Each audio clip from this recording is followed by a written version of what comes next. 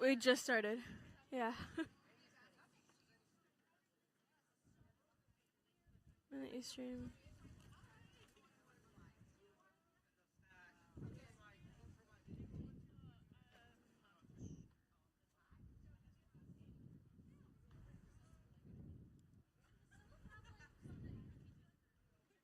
I don't, there's like no one. We don't have any viewers. Should I just start? Because I think it's recording, but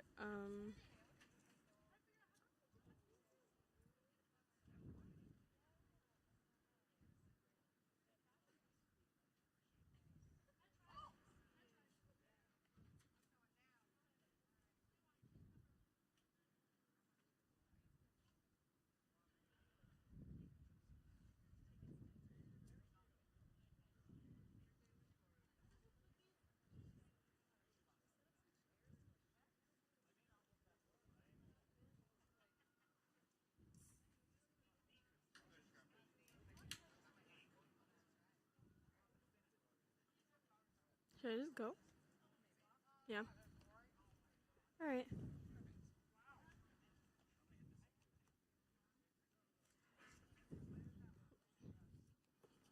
All right. So I'm Emma Sanchez, a staff writer with the Inside Fullerton, and today I'll be the host for the first half of the broadcast. Today we are at the 2026 summer launch of Inside Fullerton, Fullerton College's student-run newspaper. And yeah, today, right now, I have with me Izzy. She has the first story going right now, so you ready? Oh, shit. Hi guys, I'm Isabel, or Izzy, and I wrote the 2014 Fever story. It's about the Coachella fashion and just how it's making a glorious comeback.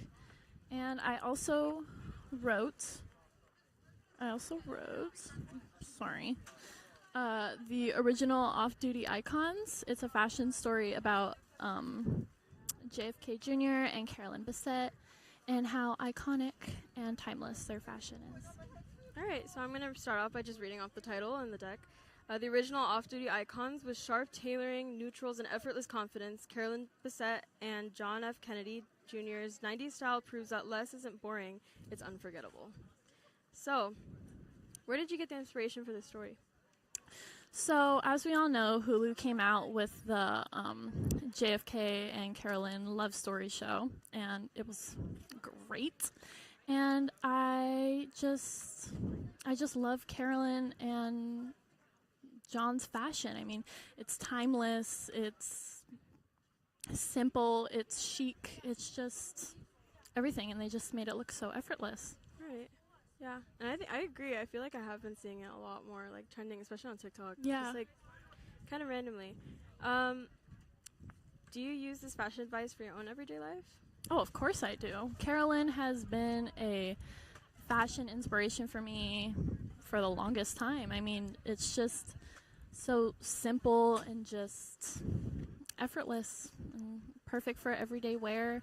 I mean, you pair a pair of flip-flops with jeans, and it's just so chic, in my opinion. Yeah, I know you love your flip-flops, which is great. And I remember, like, showing your feet at school or, like, going anywhere with flip-flops used to be kind of, like, frowned upon or almost taboo for a second. Yeah. But as of recently, I feel like now people are kind of just accepting it. Like, just let it be. It's a fashion statement now. Do you think that'll change over the next few years, or do you think it'll stay the same? I would hope it wouldn't change. I mean, if it does change, I'd be kind of sad, but I will always keep it for me personally. Yeah. All right. Well, it's really nice to hear from you about your JFK story. And now we're going to switch off to Chris. Yeah. Yeah? Okay, thank you. Perfect.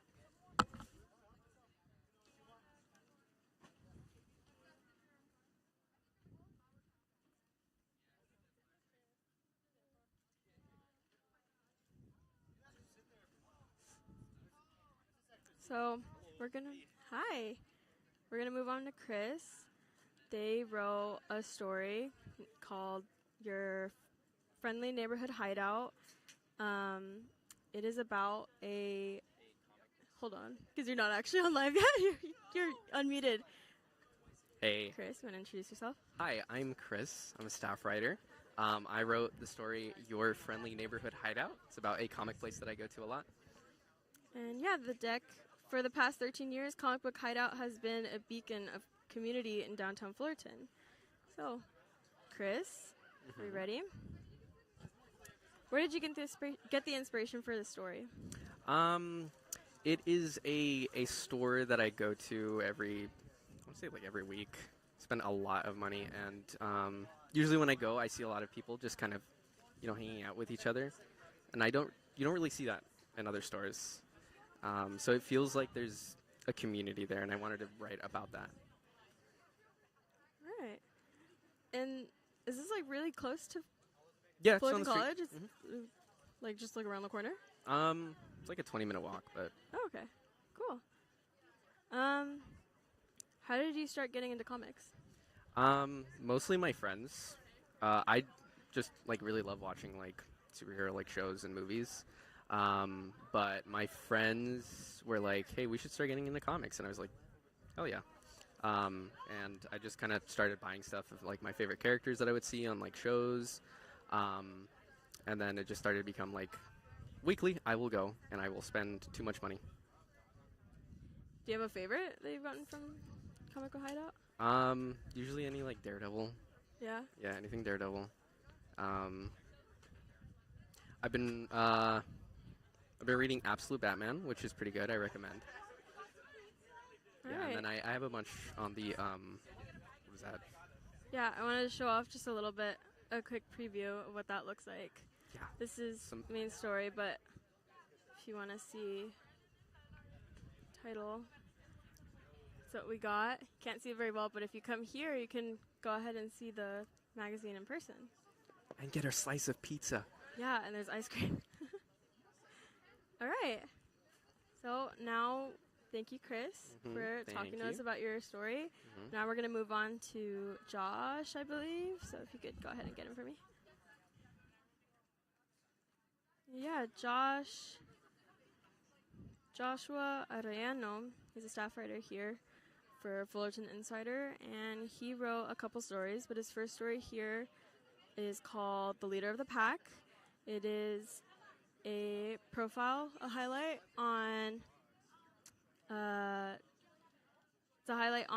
a football player who. Okay. So we're actually gonna pivot to Courtney instead. You're not. You're muted right now. Hold on. Just moving on. Okay, so instead we're going to do Courtney with her AI flash poll, titled Show of Hands, How Do You Use AI? Are we using artificial intelligence to help us think, or are we starting to let it think for us? And Courtney is an editor here at Inside Fullerton. And Can you hear me? Yeah. Okay. Hi, I'm Courtney. I'm an editor here at Inside Fullerton. I'm specifically the copy editor. So basically I work with writing, not pronunciation, spelling, AP style, stuff like that. Is there anything you'd like to ask me? Yeah, so about your story on AI and how Fullerton uses it, I'm wondering, how did it feel to pound the pavements and ask 100 people? It wasn't fun, but it also made me to meet a lot more people, and especially some of the people that I interviewed I became friends with. But it was also really cool to see the diversity of Fullerton College, because I always knew that Fullerton College was diverse, but I've never really seen it because I was always in my own little bubble of my journalism friends. And so I really enjoyed seeing all the different groups of Fullerton College and be how do they feel about something that's currently taking over academics? Right.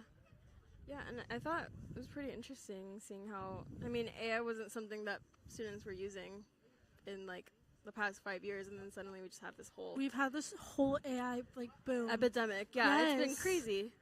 Okay. So, did you find it hard to get people to respond? Yes, because a lot of the people were kind of metaphorically, they're are you a Fed? Are you gonna come after me for like using AI. And I'm like, no. I'm like, we've all used AI at some point. All to different extents, though. Like, some people do it to do a whole project. Some people do it just for research. Yeah, whether it was to be dishonest or as a tool. Yeah, like I basically was just like, hey, are you being honest with your work, or are you using it as like a tool in itself to Right. help you with your academics? Yeah, it was pretty. Oh, and if you want to see just a quick preview, obviously, I think you'd be able to see it better if you were here in person. It's also on the website. Yeah, but you should come in person and get a magazine. But this is just a little preview of what that looks like with the flash poll. And yeah, those are all the questions that I have for you right now. Josh is here right now, so if Yeah, we want Josh to move is on here. to Josh. All right. Thank you so much, guys. Have a nice day.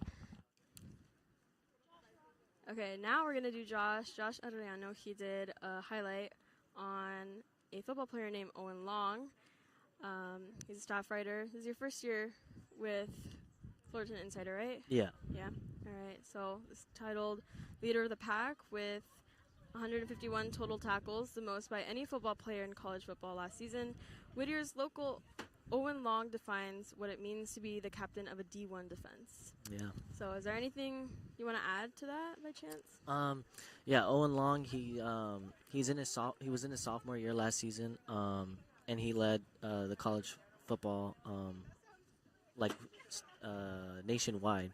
He led in most tackles made, and I think it was just a good story to do because he's kind of like underrated. Not really a lot of people have seen him, and I just want to show his story and like where he came from. So. Yeah. So, sorry, give me one quick second. All right, and also, I know you mentioned he kind of switched universities, right? Yeah. He was at Colorado State, and then He he's was where? at Colorado State last season, and this season he's going to be at Arizona State. oh, okay, Yeah. okay, that kind of confused me. I forgot if it was opposite. Okay, where did you get the inspiration for the story? I'm interested in sports journalism and just interested in sports in general. And I knew he was a star player when I went to high school with him. And I just thought, you know what, why not try to reach out for a story? Because this is my first interview with the player as well. Right. So I just wanted to, try something obviously, but also, well, who better to try it with than someone that I already knew? Yeah, you guys went to the same high school, right? Yeah. That's cool. How did you find your passion for sports writing? I know you have your own sports blog, don't you? Yeah. As a kid, I always was watching sports broadcasters and ESPN and stuff like that. So it was just naturally a thing that I fell in love with as a kid.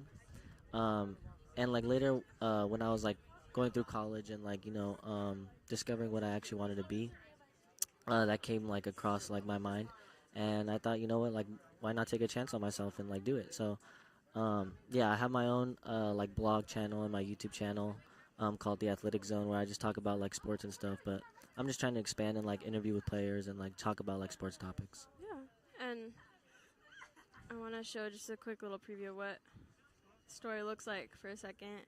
I think the designers did a really good job with the photos that you provided. They look really cool. Okay, so that's all the questions that I have for you right now. I know you have another story going on, but I think Darren will be asking you for that. We're going to move on to Darren, so if you can get him for me. Okay. Yeah, thank you. Shout out Emma.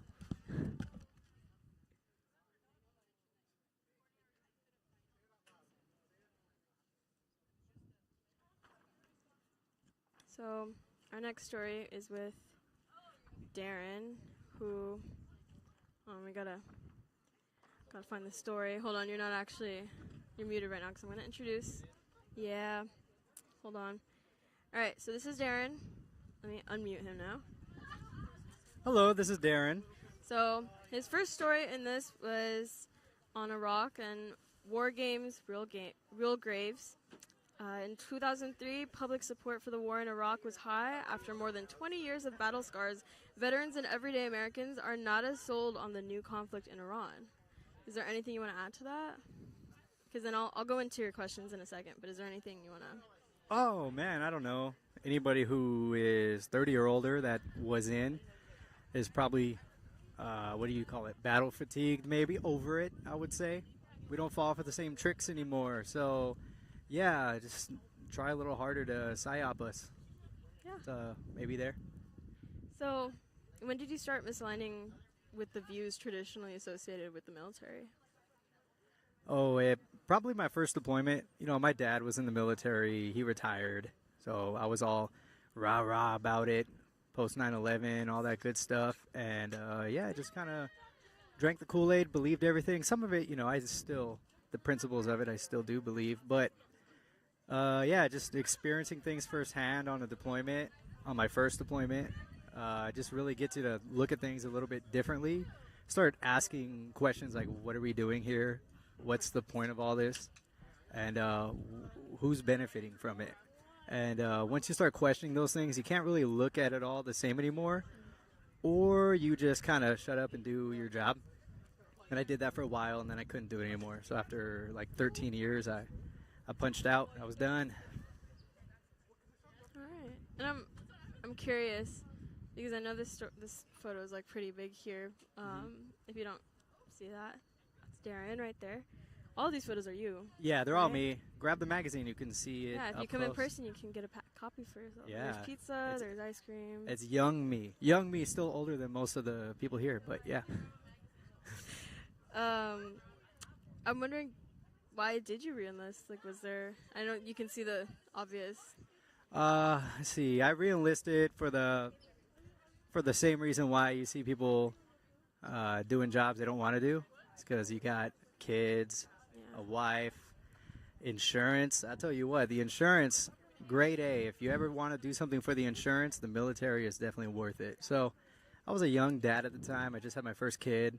I didn't want to do it anymore, but I was good at it. And every time I was about to get out, I would get promoted.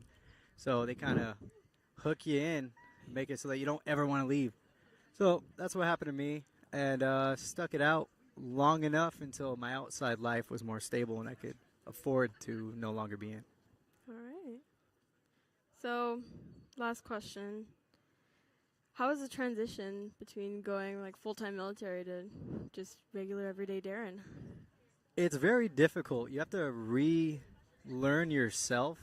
And everyone's going to say all the corny stuff about, oh, you know, it's the transition support system's not there. And a lot of the system is there. A lot of support is offered. The hard thing is putting yourself aside to acknowledge the fact that it is hard adjusting. Things don't happen the same way. If you're not forcing yourself to get up, nobody's forcing you to get up. You know, nobody is coming, knocking on your door, telling you what to do anymore.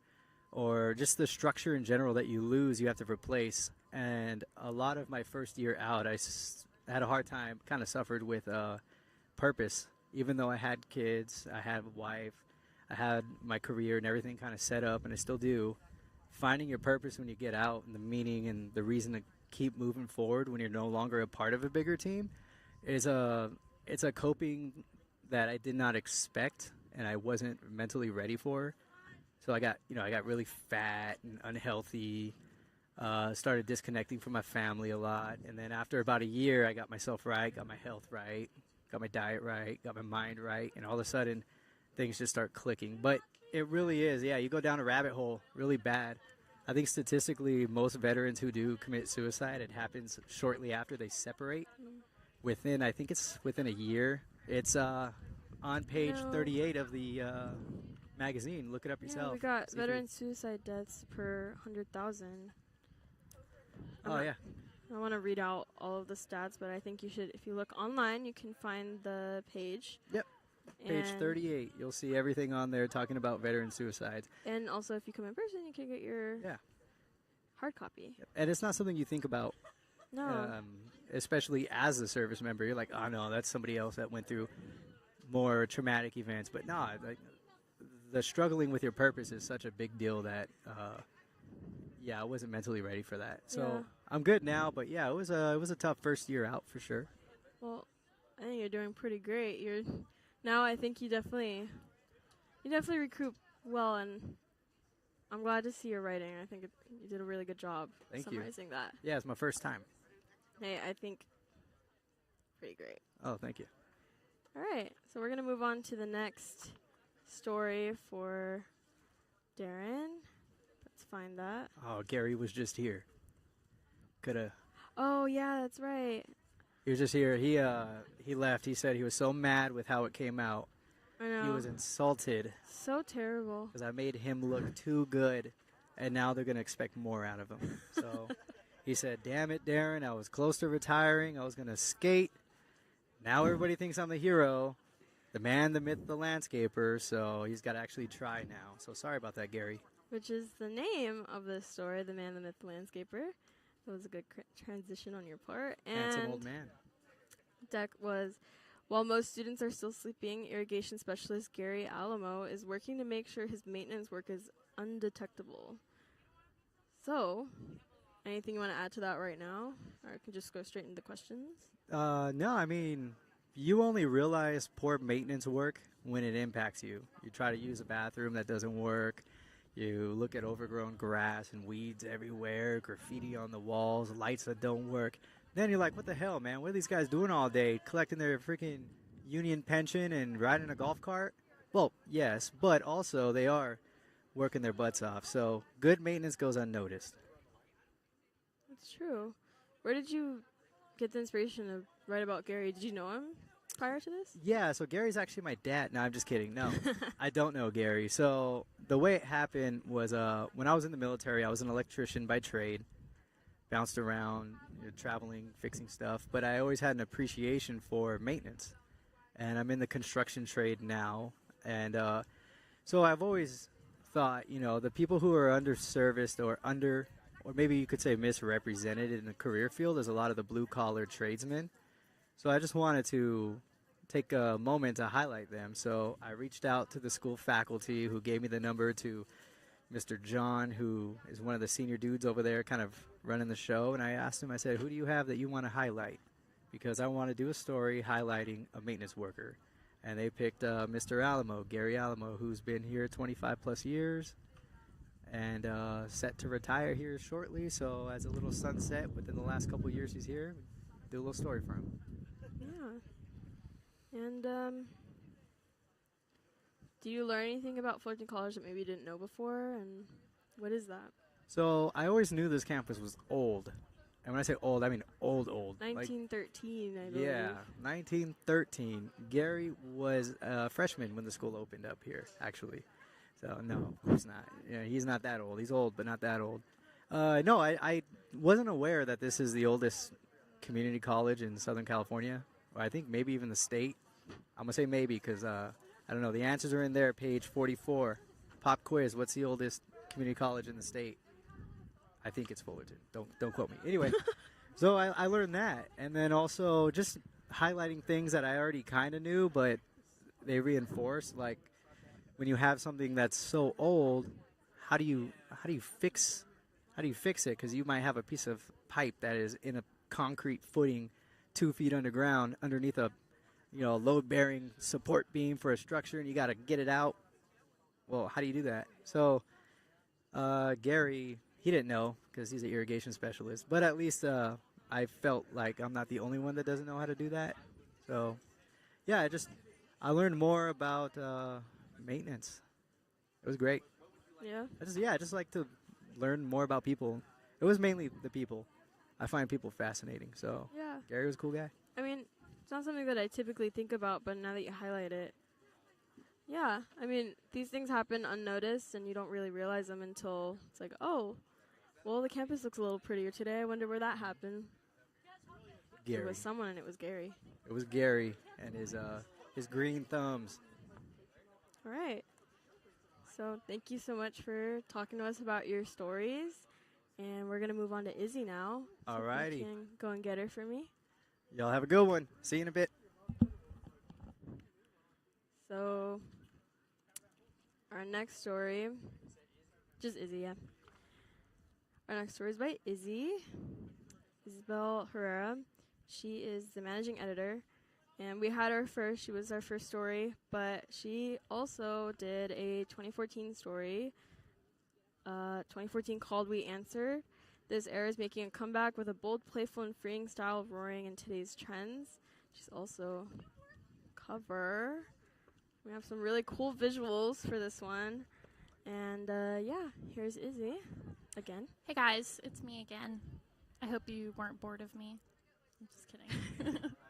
So Okay. you're definitely very into fashion. I think we've established that from first to second. I don't know if you can tell. Just a little bit.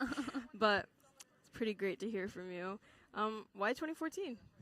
So, 2014 was just, I know I was little, so I didn't really get to live the teenage 2014 like I wished, but it's just, the fashion was just so freeing and just so, like, fun and just wild, and it's just, you felt comfortable wearing what you wanted to wear. And I mean, Coachella I know. 2014 was That's very on theme for right now, too. That just happened. exactly, you know, with Justin Bieber performing again, you know, all the girlies were living for it, including me.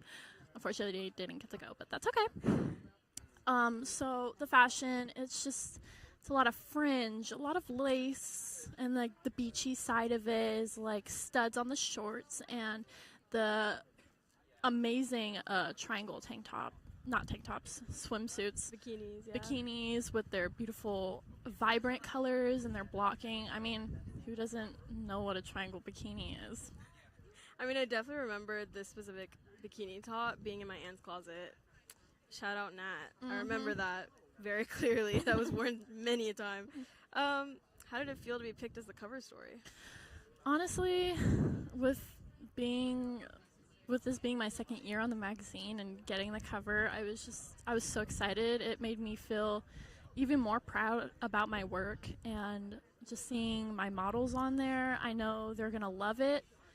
I mean, I would love being on the cover, and it just really inspires me to just keep going and do what I love. I mean, I love writing about fashion, I love styling, I love everything about it, and it makes me so happy to see that my fashion story was on the cover. Yeah, I think you did a really, really great job just kind of bringing back 2014, because I remember this like vaguely, but then looking at all the fashion, and you know, we got the mustaches, we got the flower crowns, we have the cut up t-shirts, we have, you know, the bikinis. It really brings back like some very vague but still there memories of 2014. Yeah, and a lot of people really misconstrue 2014 with 2016. They're I definitely did. very different. I had to do my research because I originally called it 2014. We answered. So 2016. 2016, I mean, sorry. And then I did some research, and I was like, oh, it's actually 2014. So, Yeah. but I know, I thought it was going to be 2016, and then you said 2014. And then I looked it up, and I was like, oh, you're right. yeah, the fashion is very different Yeah. from those two times. All right. Well, I think, is there anything you want to add to it by chance right now? No, it's just come by, you know. If not, we'll miss you. And Come read the stories. come go read get the some ice cream, stories, Get, get a some flower ice cream, crown. We have some take a flower picture crowns. with flower crowns, get a cute little gold tattoo, a wait to. mustache, live your 2014 life. All right. Thank you for having me. Yeah, it was great having you again. Yeah. And, yeah. All right. So after this, that was my last. Oh.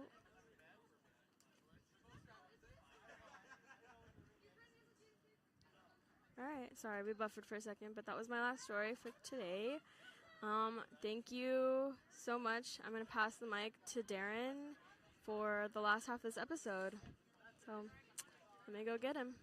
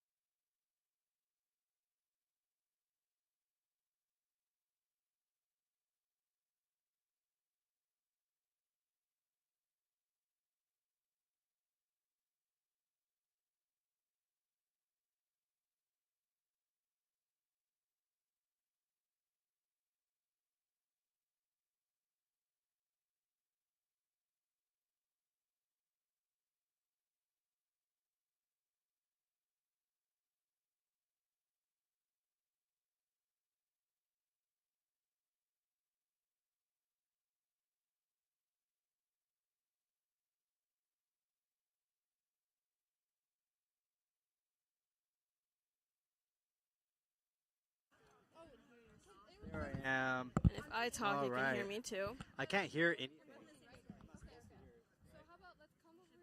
No, I don't hear anything. So when I had that, I can get feedback a little bit. I can hear you. Can you hear me right now? No, I can hear myself now. Now I hear me. Did you get the Oh. colors mixed up? I did. Are you teaching me backwards? No, Uh-oh. I said it right. Am I interviewing you? Okay.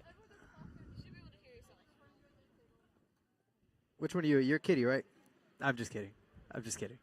No, just kidding. Yeah, I hear myself now. Okay, which one was that? Okay, one is me. And green is that one. Okay, cool. Alrighty. When you're switching, I would mute this one. Okay. And do you mind asking him if he has an extra set? Because I want to, the people who did the magazine. What do you call them?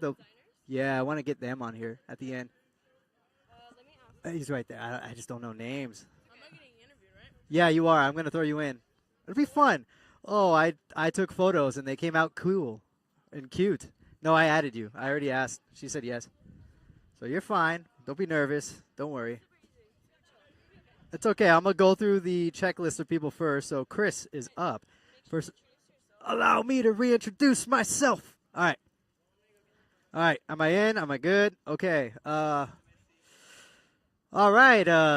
Well, welcome to Inside Fullerton's journalism launch party. We are revealing the magazine to everybody. Revealed. All right. You want to see more? Come on down. We are in the main quad. I don't know the name of this place, but it's the main quad. There's only one, I think. Yeah, so from there, we're going to get going. My name is Darren. I will be your MC for the second half of today's event. We are going to talk about things on this checklist, so bear with me while I prepare on the spot. Alrighty. We will be talking to Chris, Courtney, Emma, Josh again, Kitty, and nope, that's for me to read. Okay, so we are good to go. Again, my name is Darren. I am one of the student writers here. I did the paper. If you paid attention in the first half of this, then you know a little bit of who I am. I am 32 years old, and yeah, doing pretty good in life. I can't complain. Nice weather, Southern California. I'm glad I didn't leave the state during COVID like everybody else in my family. I stuck it out. Alrighty. So next up, we have Chris on the microphone. Hey, Chris, batter up. Another one. He said another one. Or Chris. All right. So, Chris, we are going to be talking about your stuff here. Hold on. Which one is it? You already did the magazine one, right? So it's your feature. Yeah, you are. So thank you for that. All right, I'm learning as I go. So, this is Chris. Chris, please take a moment. Introduce yourself. Hi, I'm Chris again. I'm a staff writer. Chris again. I'm not sure the cultural background of that last name again, but, you know. Chris Gonzalez. Oh, there you go. I know that one. Probably 50-50. Okay.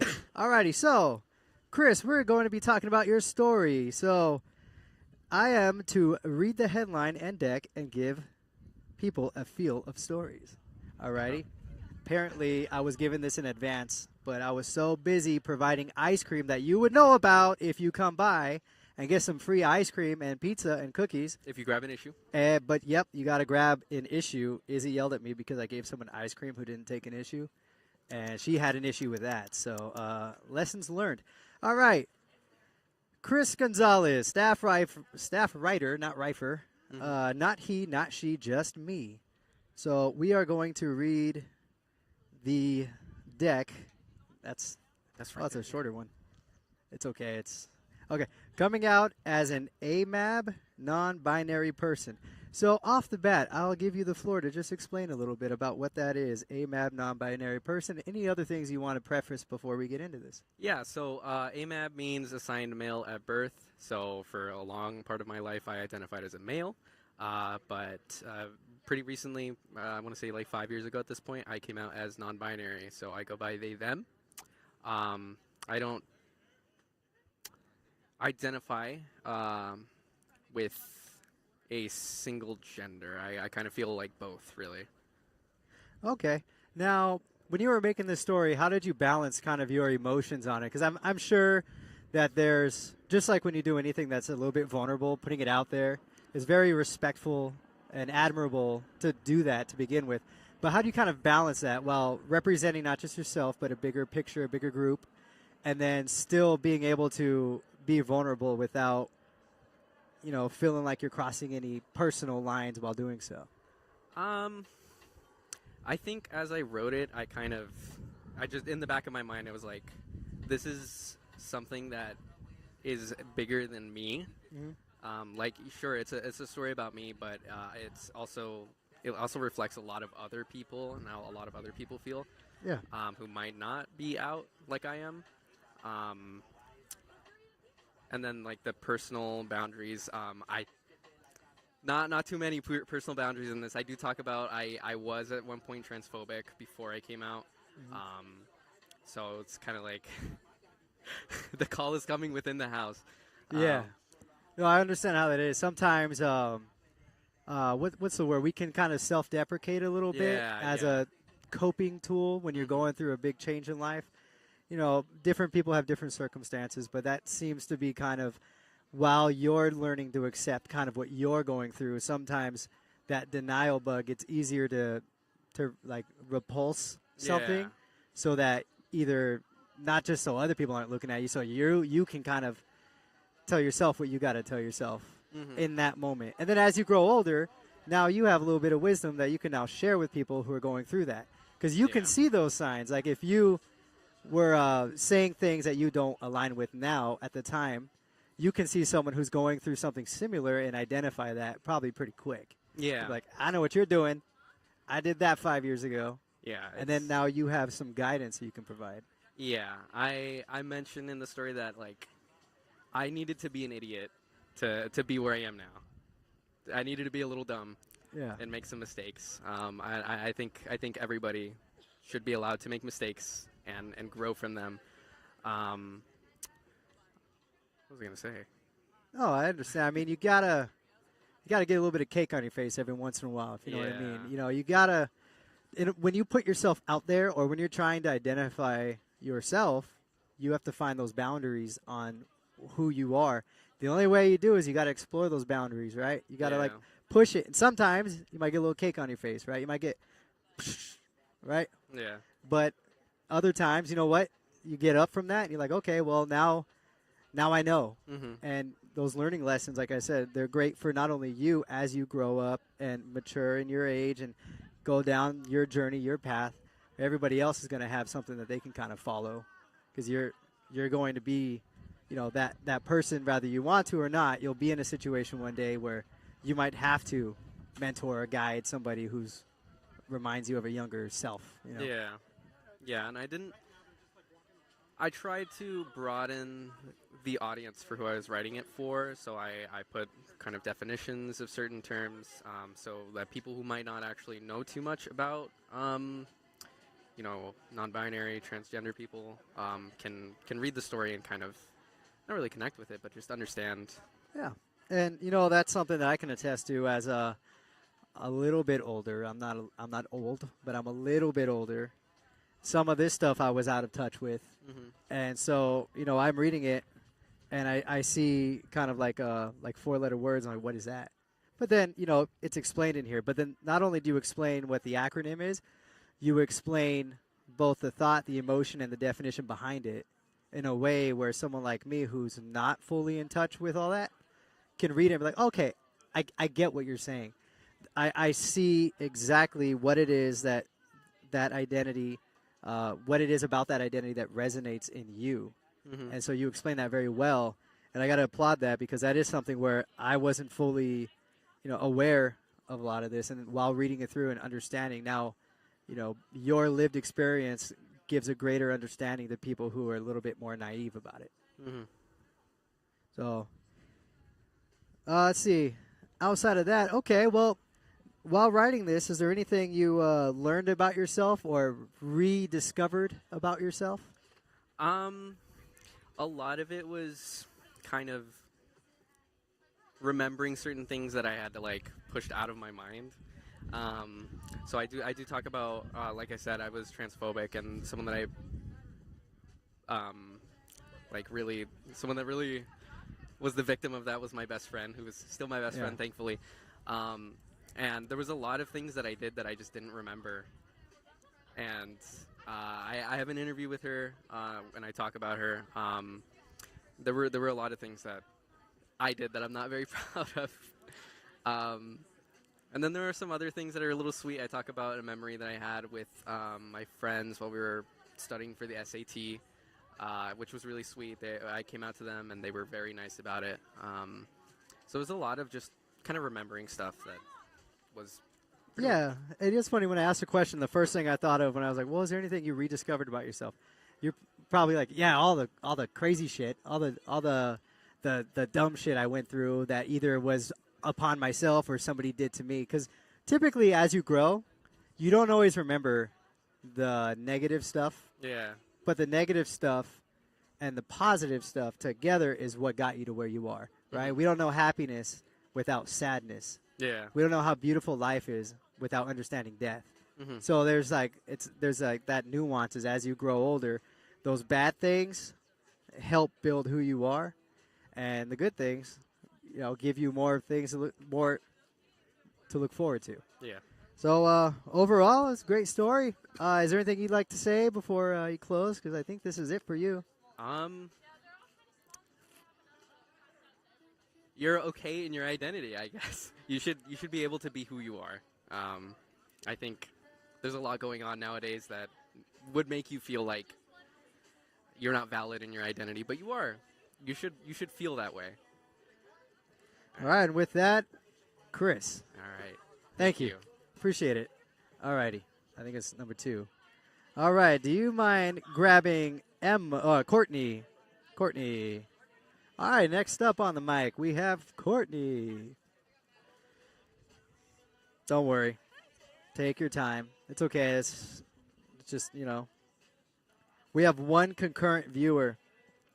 Shout out you, unless that's us. I don't know. Okay, hold on. You're muted. All righty. Welcome back. With us, we have Courtney. All righty. So, go ahead and say a little bit about yourself. Hi again. We actually met earlier.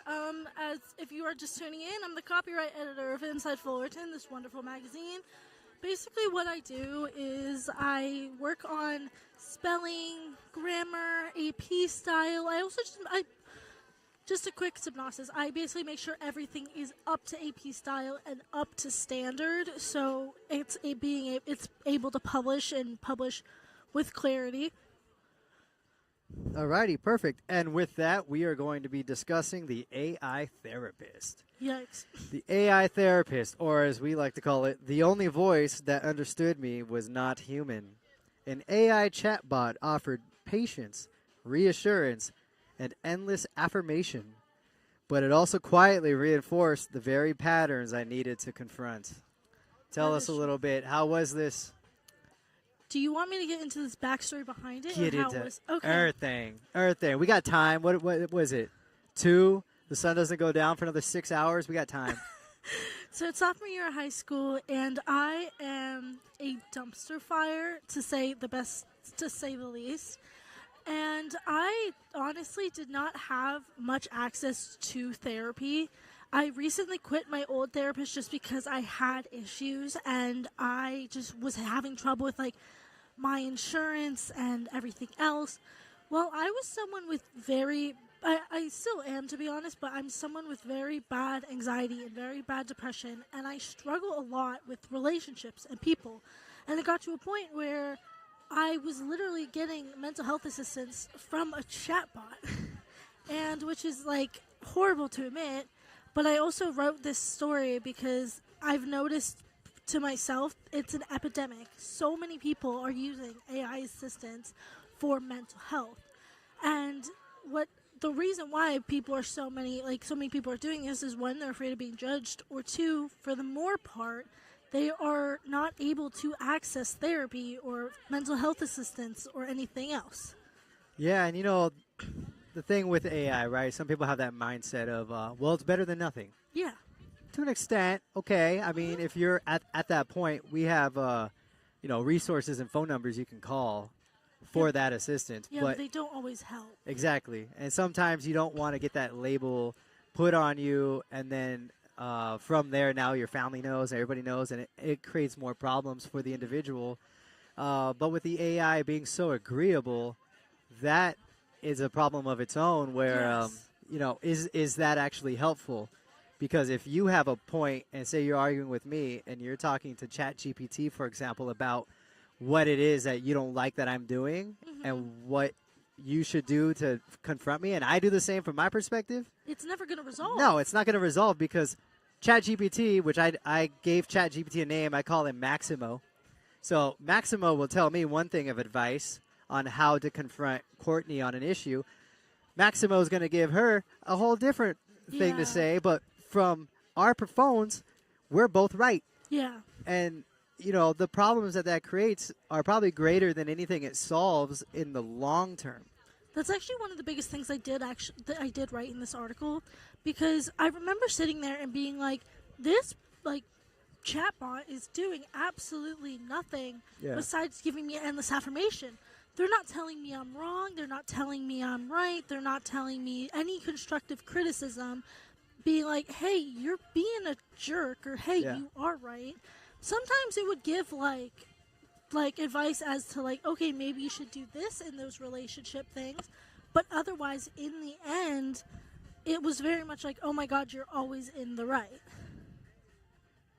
Oh, I got a pinwheel of death. Uh-oh. Is that something I did? No, I think you're fine. Okay, we're Okay, good. we're good. Yeah, and that is a problem because it takes a level of discernment from you to understand. I don't want to say that you're being played by ChatGPT, but ChatGPT is also in the business of having you use it. Yes. So if ChatGPT knows, hey, Courtney, I'm sorry to say this, but on this point, you're a dumbass, and it is not making sense, right? Well, I don't want to use you anymore. I'm going to talk to Yeah. Grok because Grok tells me I'm special. Or I'm going to talk to Google AI or all the other ones. So then, I mean, I can't help but to think there's like that business approach on why Yeah. they want it to be so agreeable. But, like, what does that impact look like on the individual, Well, humans are very weird people, and a lot of times they want people to be to answer immediately in times of need. Oh, yeah. Sometimes they'll turn to God, they'll turn to a pastor, they'll turn to a parent, they'll turn to a therapist. They just want someone who has answers that they can't get themselves. And so now that we have something that you can just type in your phone and you'll get the answers whenever you want, it's 2 a.m. Hey, how did we evolve from monkeys? Immediately you get an answer. Boom. You don't have to wake up your parents. When Yeah. you get that constant reassurance and affirmation and constant conversation, it's like something you'll get addicted to it. That's Yeah. the nicest way to say it. It is. It's instant gratification. Yes. I mean, we're used to it because social media now, everything has to be 15-second shorts or clips. And if it's over a minute, now we're getting to the point where We the can't pay attention span to is it. drawn out. So, yeah, with ChatGPT, I'm not picking on OpenAI, but Yeah. in general, AI platforms, they give you that instant gratification. Sometimes they do preface it by saying you should seek guidance from an expert, Yeah. or this is a better suited for a dialogue with a human. Yes. But at the same time, they after that give you all the information to make you think that I'm not the one that's wrong here. Yeah, here. Or and sometimes it's good. Yeah, right. I'll pick on OpenAI. Yeah. I have a friend who the other day, she uses AI for everything. And I always get mad at her for it because I'm like, half this crap is probably incorrect, or it's Yeah. not liable, or it's not backed up by science or whatever. And she got really mad at the AI because it didn't give her an immediate answer. It literally lagged. And I'm like, how are you going to get mad at something that's a bunch of zeros and ones? That's Yeah. literally like the freaking Eliza effect. Do you know what that is? No, please Okay, explain. the Eliza effect is basic. How do I say this? Well, I'm going to try and figure out how to explain it to everybody. You have a computer, and you type to it, I love you, and then it tells you that it loves you back. And you feel loved because they told you that they love you, even though it's a computer. And that's the Eliza effect. Basically, the computer's just mimicking human interaction. And we're getting Eliza effect over and over and over again with ChatGPT. That is literally the plot behind the movie Her. I've never seen. Oh, her. you've never seen it with Joaquin Phoenix? He falls in love with the robot, who, to be fair, the robot voice of Scarlett Johansson Okay. would have got me too. Okay, just putting that out there, would have got me too. Yeah. But she's agreeable. She kind of tells him everything wants to hear, lets him know he's not crazy, everything is Yeah. fine. Starts being romantic with like the verbiage. He falls in love with her. Long story short, he somehow sets her free, and all the AI just runs away on the computer Yeah. servers. You got to watch the rest of the movie. If I spoiled it for you, it's been out for 10 years. Okay, I'll Suck take it that up. into consideration. All right. All right. But that's very similar. But with that, I got to ask, was there any nerves or any sideways feelings you had having this kind of be broadcasted, having the story be put out there?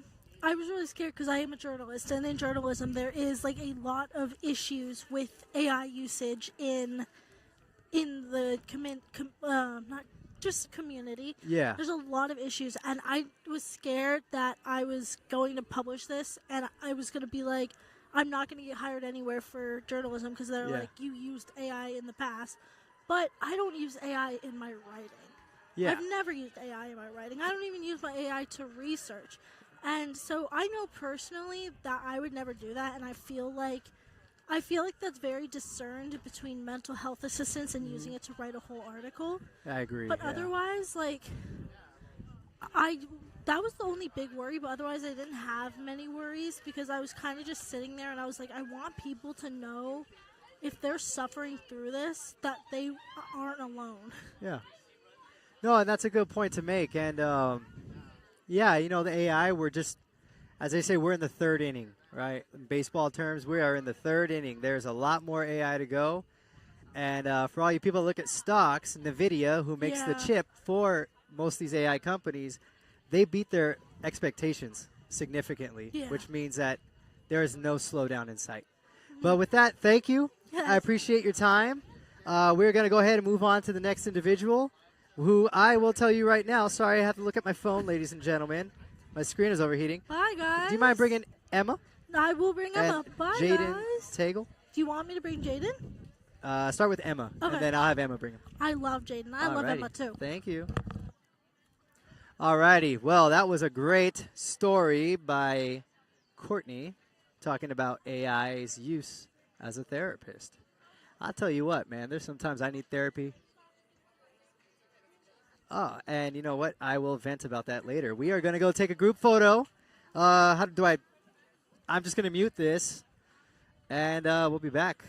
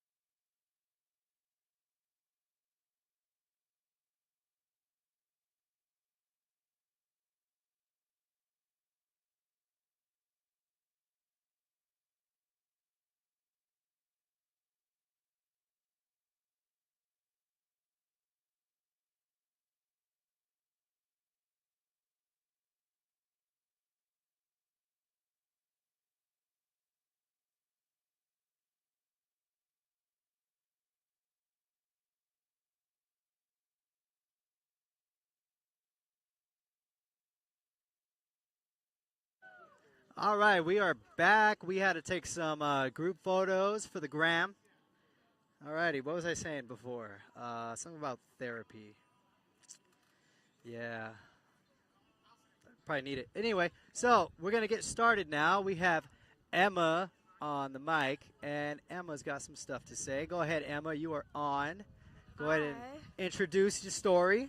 So it's me again. I was here earlier. I was doing the stories earlier, the first half. And, well, my name is Emma Sanchez. I am a first-year staff writer here at Fullerton Insider, and I wrote the story, His Future is Socialist, on the one and only Jaden Tagle. He will be on in a second.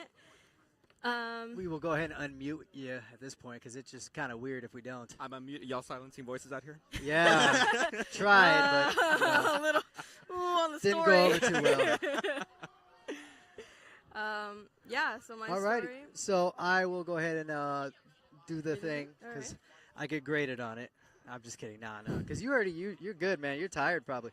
So, his future is socialist. From teacher union strikes to anti-ICE protesting, 20-year-old Jaden Tagle, did I say that right? Yes, sir.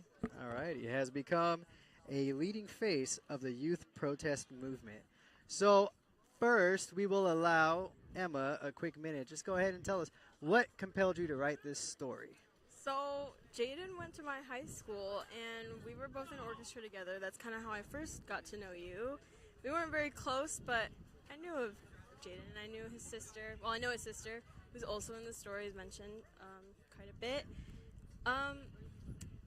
The reason why I chose to go with Jaden to interview and why I chose to write this story on Jaden was because at the time when I was kind of deciding on what to do for my story, this was going on. This was, there were a lot of ICE, and this is still going on right now, but it was very prominent in the media of ICE raids, and especially locally to us here in OC. The thing that really, just clicked for me was there was a school walkout for El Dorado and Valencia here in OC for PYUSD, and Jaden was there with his sister with the megaphone, chanting, and I have a very clear memory of getting off of work and driving down, remembering that this was happening, and just really quickly making a quick turn and seeing them just, walking down to the Placentia Police Department, and I just remember, just overfilling with tears. I honestly, I couldn't process exactly what was going on because I'd never seen this in person, so, just literally in front of me. Yeah. And yeah, seeing so many young faces just chanting and, fighting for something that they believe in, that they want to change and they want to have a part of this, I felt like there was just no other choice. I need to write about this. So, yeah, that's kind of why I went. Okay. No, I mean, that's very valid reasons for sure. So, Jaden, let's go ahead. Tell us a little bit about yourself. Are you from this area? What school did you go to that you got started at? Yeah. And, tell us a little bit about what got you involved in these movements. Yeah. Hi, guys. My name's Jaden Tagle, 20 years old. I attended El Dorado High School, like Emma. I was initially drawn to politics from a very young age. I was raised watching the news. I was told by a school psychologist, whatever, you got to stop watching the news. It's giving you an anxiety disorder, right? And I think part of that was okay, we're seeing all these things happen in the world. What are we going to do about it, right? Yeah. I read your story, Darren. If you guys haven't read it, I need you guys to check it out. He does an incredible job breaking down the history of not only the Iraq War, but what we're seeing right now with Iran. And I'm compelled by your story. I mean, you watched the news as those attacks took place, and you felt compelled to take action. Yeah. I could say I'm in the similar vein with you in the sense that I was watching, the election of Donald Trump. I remember where I was. I was watching TV with my mom in 2016. I was watching the polls. I was also in the Boy Scouts, but that's a different story. I was watching the polls at a Boy Scout event, and I come home, and we see, Donald Trump projected to be the next president of the United States, and she just starts sobbing. And my first thought is, fear initially. I'm in around 6th grade. And, it's, what are we going to do about this? Yeah. My aunt is Jewish. I am a gay Mexican man. My family, we had a lot of undocumented immigrants in my family. And we were raised in a very matriarchal family, which we mentioned, or Emma mentions here in the piece, and all of that really shaped my orientation towards my politics, and more specifically toward what needed to be done. And I found my calling with socialism, more specifically with the Party for Socialism and Liberation.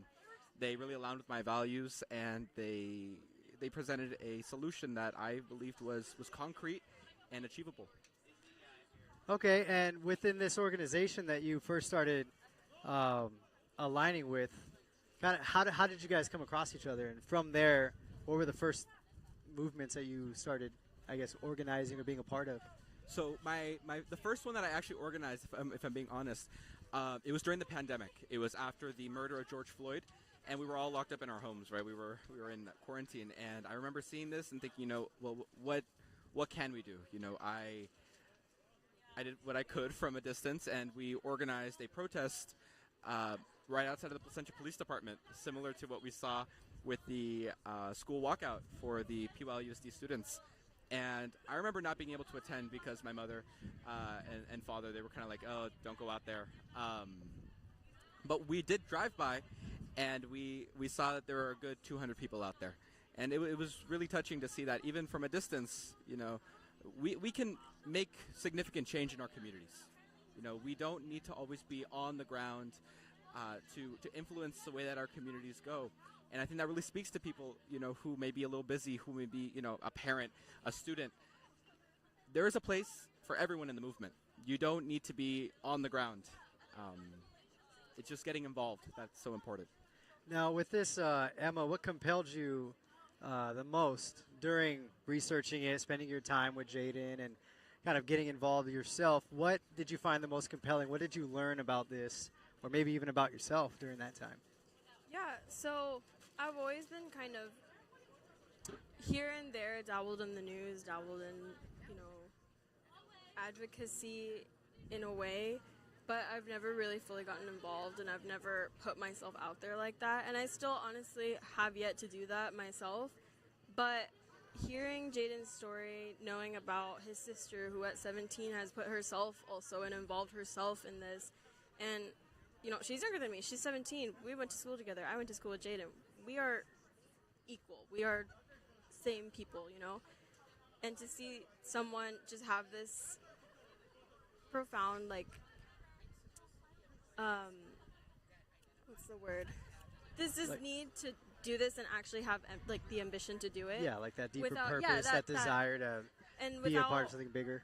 And overcoming any sort of fear as well that may come with it. I think that was just a big inspiration for me, and I hope, for anyone that reads this story, I hope that's what you take from it is, doesn't matter your age, doesn't matter where you come from, doesn't matter what you do for a living, it doesn't matter. We are all people. We mentioned, I am nothing because I'm everyone. My politics are of the people, and you cannot kill the people. We are all everyone. We're all equal, and you can be a part of this too. And that was just the biggest thing that stuck out to me was that, it's not just one specific person. It's not just a politician that has to speak out. It's not just an influencer on Instagram to speak out. It's everyone, and everyone can make a difference if you really, put yourself to it. So yeah. Yeah, you have to find a compelling issue that means something to you, and for people it's different things, and for most people there's a universal thing, and that's the well-being of one another. I think is pretty standard. And it becomes hypocrisy when we're okay with one group of people hurting or suffering or being detached from their families, but we're not okay if it happens to a different group. And I think the biggest thing that we have to learn, and I can attest to being a little bit older, things that happen as you get older is you start, and it's not always bad, but you start conforming, you start being molded by your environment, and you start changing parts of yourself or losing parts of yourself that you only gain back years later. And man, if I could just not lose that part of myself, like the fear of being embarrassed or the fear of what other people think about you. We're not born caring. Somebody puts that into us, and that prevents us from doing things like what you guys are getting involved in, right? But once we get over ourselves and over the fear of what other people think about what we're doing, you get down to the grassroots of actually fixing or trying to fix a problem that is passionate to you. And, that myself, that's a journey that I had to go on to be able to finally say how I feel about certain issues. And what I admire about what you both are doing, Jaden as well, what you guys are doing is you're not allowing that part of life to happen to you guys where people are changing you, and not necessarily in a way that's the most productive, right?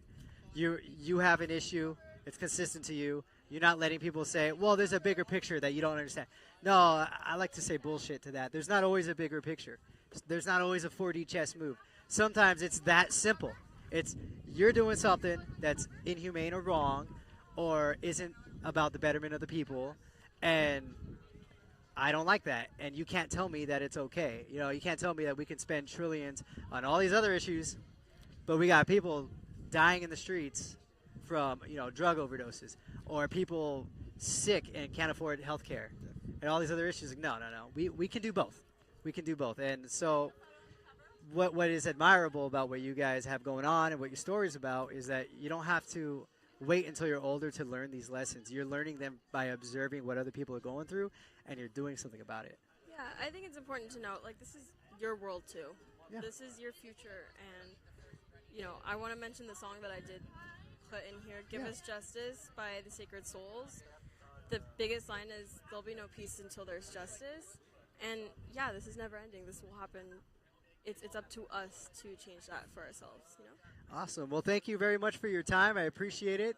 Is there anything you want to leave with before I have Josh come on up? I'll give you both time, so go ahead. Just come and get a magazine. Go ahead and look at it online. It should be uploaded, and if not, it should be uploaded soon. All these photos were taken by me in my garage, which is that's a fun story of, it's kind of last minute. We whipped it out in 20 minutes, but I think the designers did a pretty crazy job with putting it all together. Every single photo in here is one that I took, and I actually didn't even notice it until we really looked at it.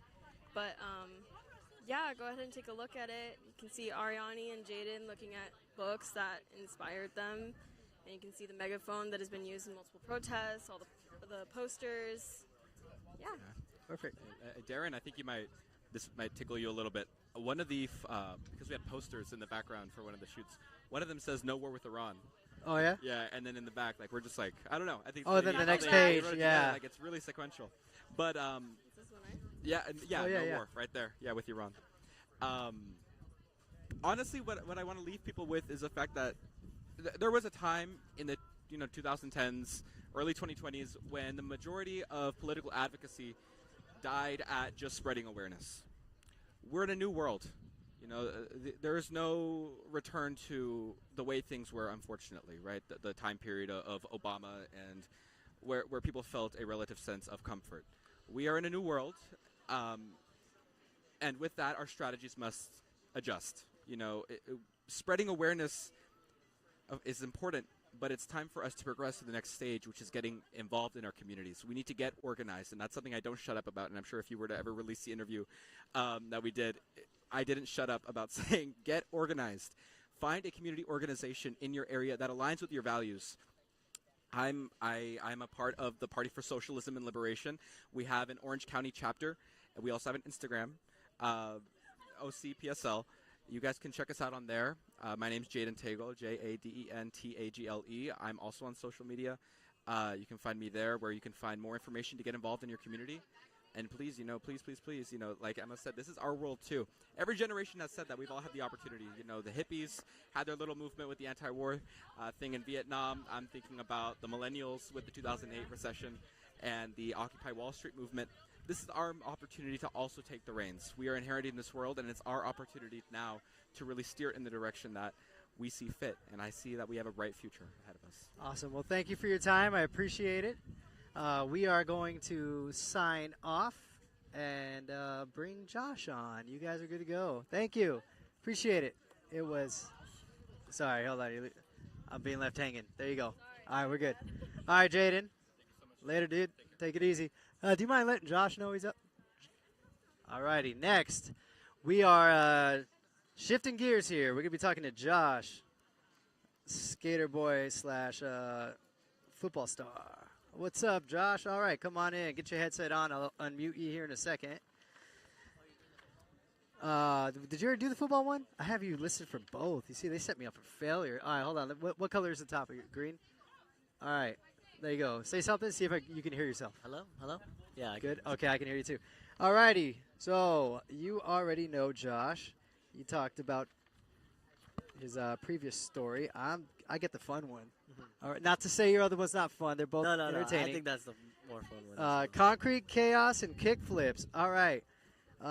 Despite security guard run-ins, downtown Los Angeles has become a place where skateboarding tricks and creativity come together. By the way, love the song of choice, To Live and Die in L.A. Got it. Gotta Tupac. choose that one. Not from L.A., but we'll take him. Yeah. Yeah. All righty. So tell us a little bit about the story. What compelled you to write about skating? As a kid, I've always been skating like since my early teenage years, and every time one place that I'd go to when I was younger was like downtown LA, and just be skating there. And I've noticed like over the years, especially in the recent years, there have been more like cops in the area or like security around like specific places, and just like architectural design, they design it to where like they don't want skaters in downtown LA. Yeah, they So- put all those little metal clips on benches and Yeah. rails. So I just wanted to show that there's still a skate culture in downtown LA. Oh, it's still big. So growing up, who was your favorite skater? Did you have one? Nah, I honestly, you want to know, my inspiration was my friends, because my friends are the ones who like got me into it, and like I just be like watching them, like going to the skate park, and then eventually I was just like, you know what, I'm gonna get a skateboard and try to learn, and then I just learned from them. You learned from there? Man, I'm going to get his name wrong, but growing up, there was a guy, he was from like the 80s. It was Nate Mullins or Rodney Mullins, something like that. He was a free skater, so he would just skate on a concrete, nothing else, and it was like he was surfing. Yeah. Oh, my God. And then Bob Burnquist, when I got older, I was a big Bob Burnquist fan, and then obviously Tony Hawk Yeah, oh yeah. doing totally. the 720, all those little skate moves, man. So growing up, the skating scene was huge in L.A. I grew up in L.A. in the late 90s, early 2000s, and then also Orange County had a big scene over like Anaheim, Huntington Beach, Yeah. over there. But so growing up, how often were you going out that way to go check it out? Well, like I mean, the bus from my house in Whittier takes you all the way to downtown LA, so it'd be like maybe 40-minute drive on the bus. But I mean, pretty much every day during the summer. Oh man, that's a With good my homies. summer. Were there specific spots you guys like to go to? Near City Hall is where some Okay. good ones.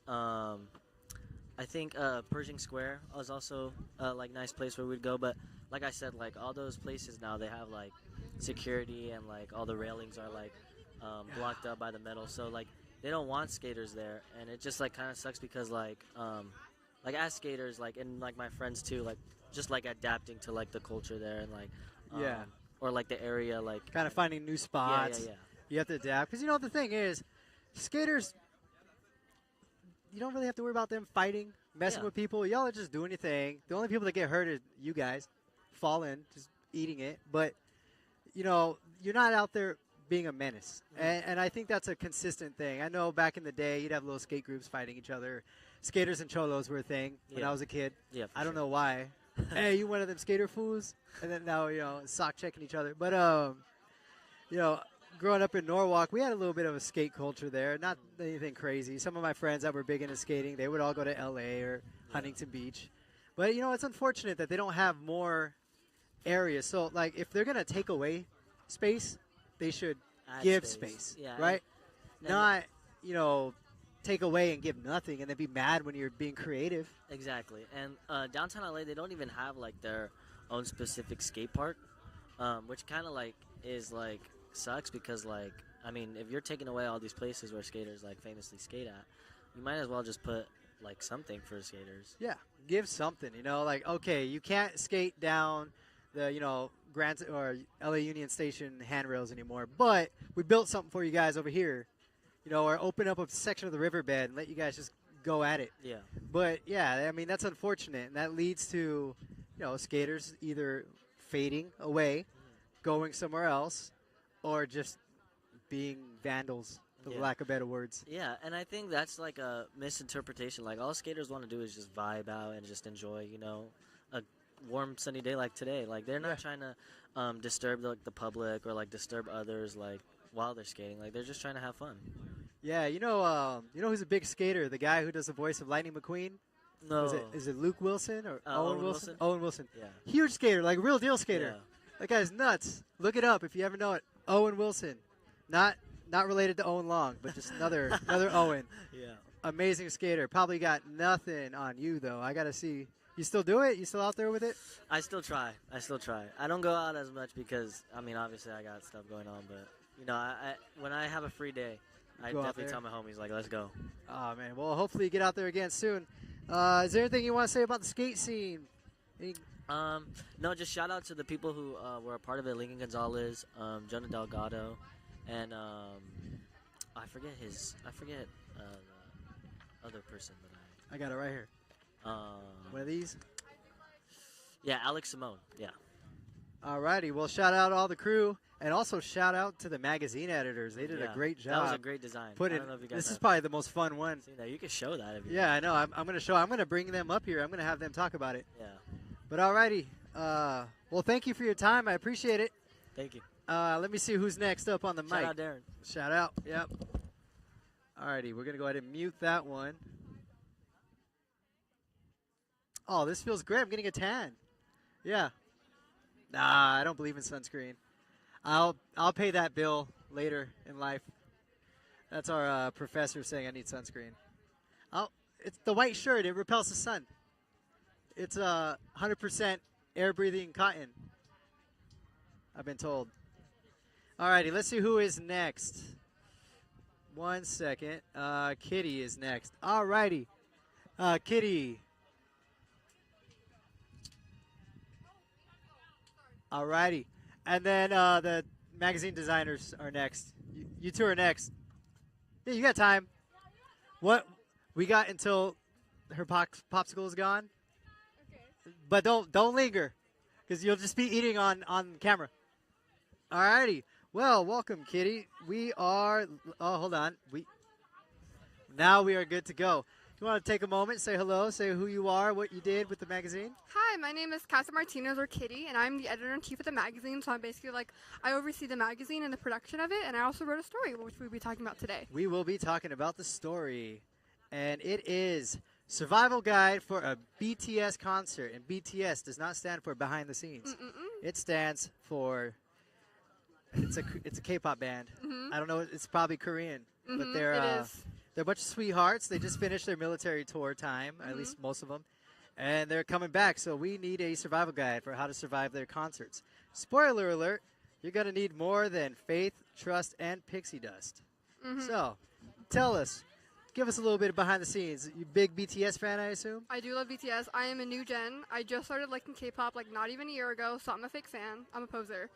But I wrote about K-pop last semester when I was in the magazine, and so I knew we had a little hole to fill where we needed a humor story in the background, so I'm easy, I'll just do BTS because their concert's coming up in September, so it'll be timely. Oh, wow. So I'm immediately, and I went to this ACP conference. It's a journalism conference in San Francisco, and I took a class about how to write satirical comedy for journalism, and I was really, really interested in it. I know UC Santa Barbara has a whole newspaper dedicated to satirical humor. So I went onto their website, and I looked at some of their stories to get inspiration. And I remember in the conference, they told us that one of the easiest ways to write a humor story is to do a satirical list, and they call it listicles. Yeah. So to write that, and that's an easy way to make something funny, top 10 frat boys that want to freak girls, I don't know, something like that. Some random thing, and then it gives you creative freedom in between each checklist item. Yeah. Okay. So that was my inspiration for the story. So you have your do's and don'ts. For example, bring a pure soul, the army. What is ARMY? It's the fan base name. Oh, is that what they're called? Yeah, they're called the Armies. Oh, that's cute, man. Okay, so the army can sniff out even the weakest of links. Make sure you have your evil eye necklace on you. So you got to be careful. They're out to get you. I have it. So does that mean that if you're a fake or a poser or a noob, they'll know? I'm naughty. This is not a bit. I'm genuinely scared. If a song plays and I don't know every lyric, there's going to be a sniper, even if it's a target on me. Well, I assume they have some songs not in English, right? Oh, yeah, most of their songs. Yeah, so then You got to know that too. Yeah.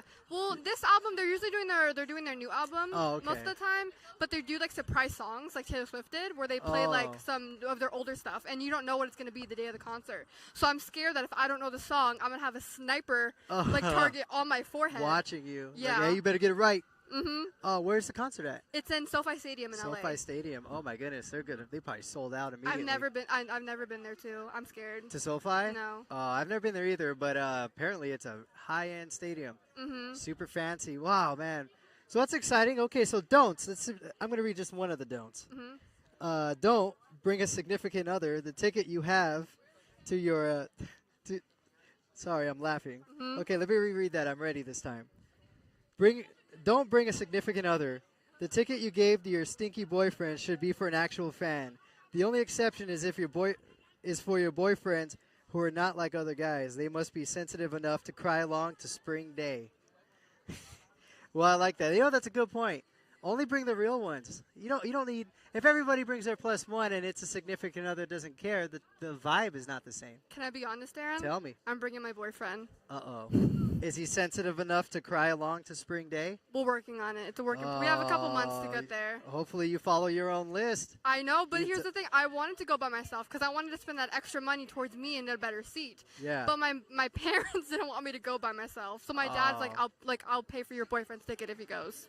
So unfortunately, I'm not following my own advice. You're like, all right. Well, parents had to overrule you, I guess, on that one. But, you can't blame them. That's their daughter.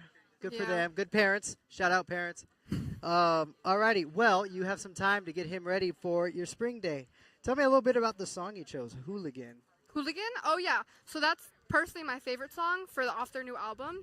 I just really like it. It's just like this album, it's more hip hop. Like they originally were a hip hop group, and they debuted in 2013, but they became more pop and mainstream as time went on. And so they've kind of went back to their roots to show more hip hop with this new album. And so it's just a song from their new album that I liked. So that's why I picked it. Okay, and it's funny. I grew up when Gangnam Style was like the only K-pop song anybody knew. And I gotta say, shout out Psy, if I'm saying it right. Yes. Dude put K-pop on the map in America. I'm sure he wasn't the first. I know he wasn't the first. And there were other people at the time. But before Gangnam Style, nobody here was, I don't care what you say, the masses were not keen on the K-pop. After that, the vibe, the whole thing, everyone's like, what is this? And they started looking into it, and all these other amazing artists started coming from Korea. And now their music is, even to me, a little bit more preferable than the new music in America. Reminds me of old Britney Spears kind of music or Backstreet Boys, and it reminds me of those boy bands. And seeing it again with Korean music, kind of the K-pop takeover right now, it's really nice to see. So, anything else you want to bring up about the story, or what about in general? This is your sign off for I guess the semester, right? Anything you want to tell the people? How was it this semester? How did it go? What were the challenges? I only cried once. Go me. Right. So growth. Growth. I grew. But honestly, I was kind of scared because I've been editor-in-chief in high school, and that was really, really stressful for me. And so I was a little nervous, and even Jessica had to talk me into becoming editor-in-chief. She kind of had to give me the talk, because I didn't sign up for it. Yeah. I didn't apply for it. She asked me. And so I didn't want to do it, but honestly, it really wasn't as stressful as I thought it would be, which I'm very happy about. So I'm coming back next semester, being editor-in-chief again. I know you're coming back. Yeah, so I'll be back. We'll do it again. And yeah, this was a really fun semester. I'm very proud of the work everyone done. I think it's a beautiful magazine. And yeah, I think we just did a lot of good work. I call this a home run. I don't know about you, but I think we did good. Yeah. I think we made BTS proud. Saranhae. Awesome. That means I love you in Korean. Shout out Koreans. Alrighty, cool. We are going to talk to the designers now. I'm going to bring them. Do you mind I'll grabbing go both get of them? Yeah. Yeah, and then I'll steal that chair. All right, let's put this on mute. That was Kitty. Alrighty. All right, we are bringing the designers on because even though it's a little bit impromptu, I thought it would be important to just highlight that because look at the colors of this thing. Came out nice. The style, the fonts, the way they put it together. Looks great. All right, there's one. Do you mind grabbing that chair right there? And then this one, let me see. I'm just going to, right there. That's good. Yep, that might be too far. Nice try. You're trying to get out of the frame. All righty. Green and blue. We will unmute. And we are live. Alrighty, let's go ahead and start with some introductions. Go ahead, you and then you. Hi, I'm Brianna Torres. I am a graphic design major. Hi, I'm Andy Ortiz. I'm also a graphic design major. Alrighty, they're shy. I got to turn up their microphone a little bit. There you go. Well, I want to start off by saying this looks nice. The color palette y'all used, Oh, thank the you. lovely font. If you're curious what we're talking about, get your ass down here and Come get one. down. Right now. Yeah, what are you waiting for? Come on, we got 27 views now. This is going to be 27 million by tomorrow. You'll see. But we won't be here by tomorrow, so you'll be too late. So we're going to have online editions. But back to this. I want to know, how do you even get started? That's the thing that Well, when I with look at you that, guys. like, okay, we give you guys a story, and the title's been figured out. Yeah, well, but- you inspire us to go from there, Yeah. especially like with your With the story stories. itself. Yeah, like the cover story. If you guys look, obviously, if you read it, it's about 2014. So you kind of have to just go for the vibe of 2014. Like, what is 2014 and the colors and the vibe, you know?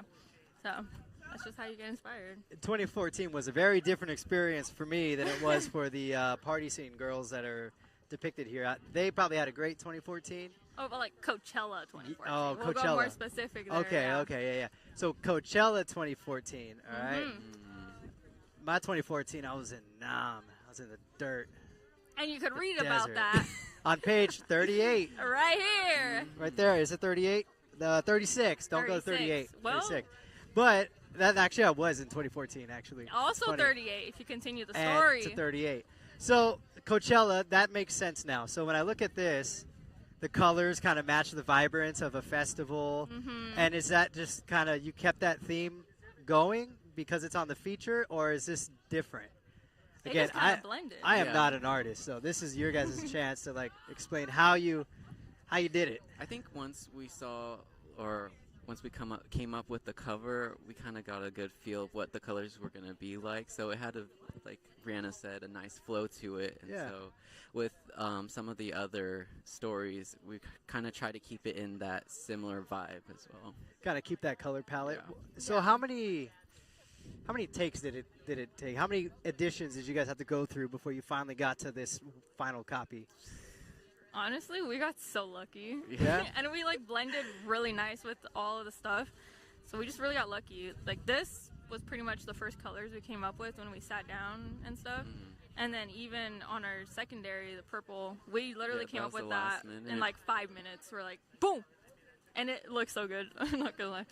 Now, not to put anybody's story on the blast and say whose I like the most, but there's one in particular here that and you guys probably already know what it is, that everybody liked. And it's Oh. this bad boy right there. You're So, how'd you come up with that idea? We're talking about the skate story and some of the graphics going on in the background and just the layout. So, how'd you come up with that idea? Well, I got awesome pictures, and so I wanted to kind of make it also street style since it's about downtown LA. So I wanted to have like a little concrete looking, a little tagged, kind of The graffiti Skateboard, yeah. style. so I hand drew it, scanned it, cut it out, and put it on there with that and the tape on here. They're all from my printer. I just put it on there, and I don't know. It was probably one of my favorites too. I'm not gonna lie. I got really creative. Yeah, it's creative, it's fun, and it matches the theme probably the best. And I'm not saying the other ones don't. They all do. But this one captures the energy of kind of what the story is. You know, it's concrete, chaos, and kickflips. So you're thinking city. You're thinking a little bit of edginess in the characters of the kickflip. people. You can't forget the kickflip. And the kickflip right there. The guy's Yep, popping. exactly. And you could see that. And I'm hoping that's a kickflip. I don't know. That's something. His feet are up in Definitely the air kicking. like he kicked, and the board is flipping sideways. So it's Yeah. kickflip. We'll call it kickflip. And it just matches the theme. I think of Yeah. skaters who have boards that are cracking and they're putting duct tape Yeah, on the bottom. They'll hold exactly. it together, get I another had a skate skateboard. sesh. So, and I grew up. I have an older brother. He also grew up skating. So Yeah. I kind of this story kind of was like, you know, with all this, the graffiti, the tape, the everything. I kind of So out of Had a all of connection. the design, and it doesn't have to be this one, but which one individually was your favorite to work on for both of you? Me was this one. What about you? I don't know. I think the editors know just because I know it's not a story, but I just really love the layout of it. But maybe for a story, I would probably say. I don't know. So your favorite is this one. I would say, for now. Well, hold on. I'll give you a chance. I think I would say for story-wise, Owen Long's story, the football one. Oh, I think Owen Long looks like a Sports Illustrated piece. Like, it looks very. Wait, you said Owen Long? That's the football one, right? Yeah, the football one. I'm trying to find it. That one too was good. I like this one of his. No, they're all fun. I can't pick my own story as my favorite. It doesn't feel right. But I'm You very happy. could. I'm happy with how both of it came out. I love how you guys made Gary look. I know the Monique, the photographer, did a great job with her photos. Took her a couple tries to get the angles right. You know, it's hard when you got to photograph a crusty old fart. But he was photogenic at the end. At the end. Yeah. Yeah. Alrighty. So then yours was, you said the Owen Long story, and yours was the skate kickflip story. Mhm.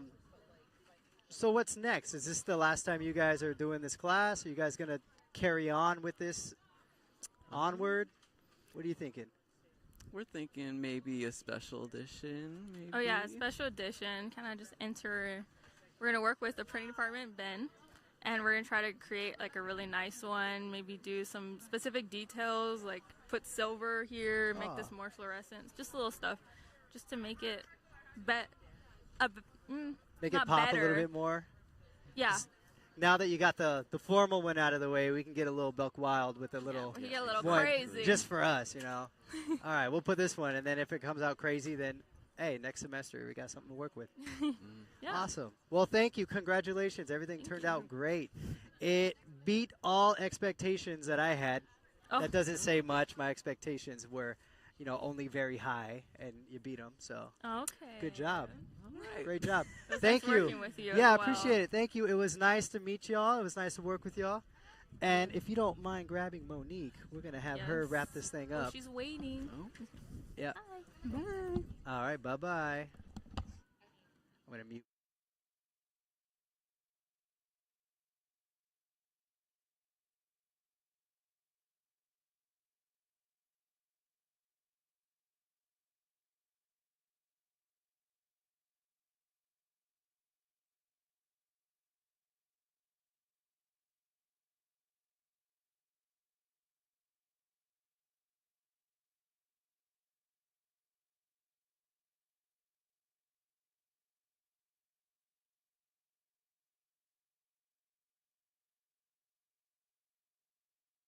Hear you.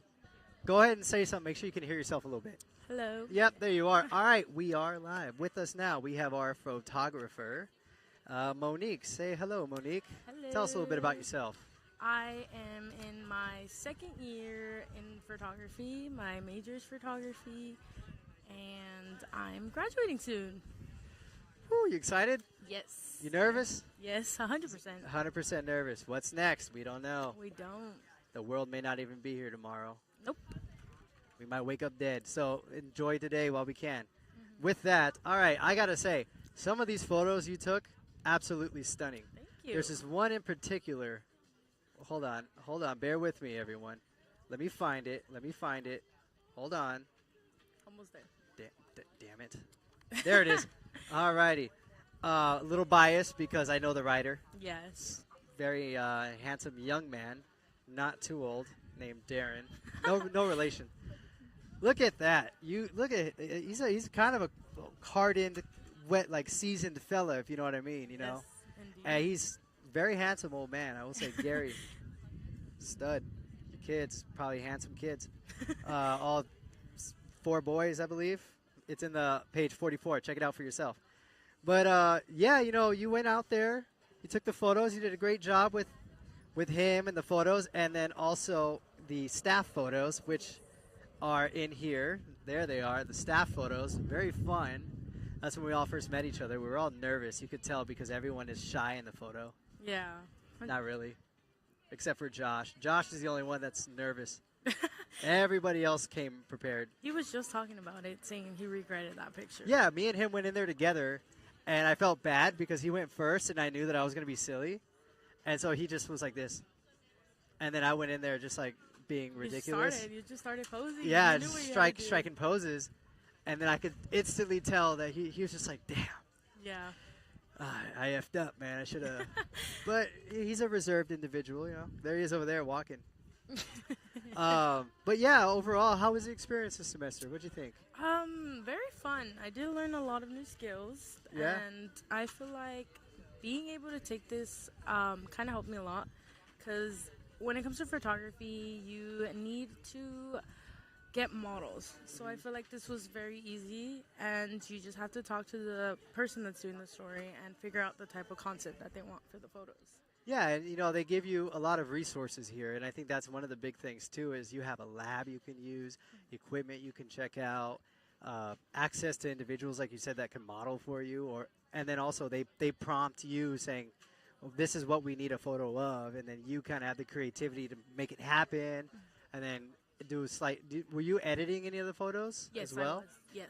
So you would, with the editing process, what were you doing with the photos?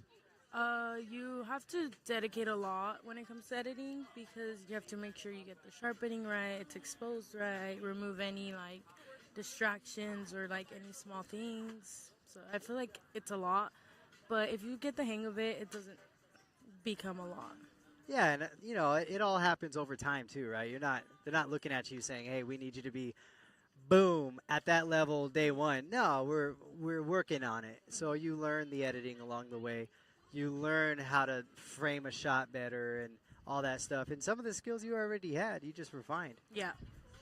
So what's next for Monique? Ooh, I'm not too sure where I want to go after this, actually. I never really thought about it. I am the type of person to focus in the moment and never think of, like, the future. So hopefully continue something in photography, but not too, like, for sure. Yeah. Well, you know, in the meantime, they always say find something you like to do until you figure out what you want to do. And if you like taking photos, take photos. Mm-hmm. And then one day, if you like doing something else, do something else. Yes. You only got one life. Have some fun. Well, anything else you want to tell the people of the world? If you ever want to do photography, don't be scared. There are many people or things online that can help you. I was scared at first because I felt like I didn't know much, but from taking these courses, these 2 years, I felt like I've gained stuff, so don't be scared if you want to become a photographer. I could not have said it better myself. Thank you, Monique. Thank Appreciate you. the time. Go have some snacks and finish, I guess, passing these suckers out. Thank you. Thank you. All righty. And with that, I am signing off. I am in the sun. I could rant all day about various topics, but yeah, I'm tapped out. All righty. Yeah, I'm done. I said bye. I'm still live, but yeah, all right. Seacrest out.